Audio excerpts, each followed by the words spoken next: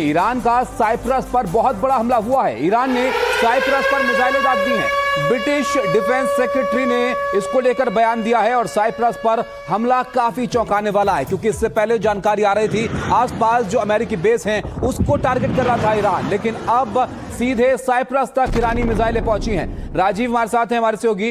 राजीव, कितना नुकसान यहां पर हुआ है? देखिए, नुकसान कितना हुआ है ये तो अभी नहीं कहा जा सकता, लेकिन जो विजुअल जो आ रहे हैं वो काफी खतरनाक जिसको कह सकते हैं। और ईरान ने बिल्कुल तय कर लिया है कि अगर सीधे वो अमेरिका को अभी हिट नहीं कर पा रहा है तो लेकिन जो उसके एलाइज पार्टनर है, उसके एलाइज जो दोस्त हैं, उसको जो सहयोग कर रहे हैं, मदद कर रहे हैं, वो उनको चुन चुन कर निशाना बनाएगा, उनको हिट करेगा। इसी तरह मिडिल ईस्ट की कंट्री की बात करें, सऊदी अरब की बात करें, यूएई की बात करें, रियाद की बात करें, और जिस तरह से बहरीन पर जो ईरान जो हमला कर रहा है वो लगातार ये बताने की कोशिश कर रहा है कि अमेरिका और इजराइल ने जो सुप्रीम लीडर है जो आयतुल्लाह खुमैनी को जो मारा उसका बदला जरूर लेगा।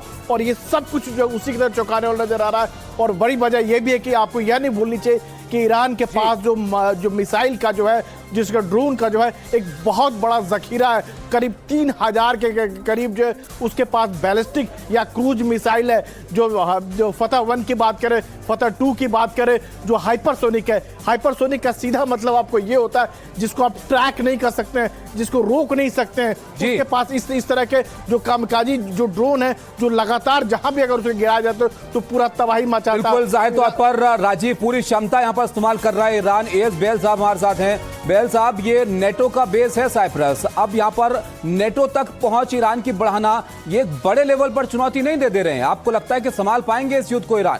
देखिए, बहुत ही अच्छा प्रश्न पूछा आपने। यूके का बेस है इधर साइप्रस के अंदर।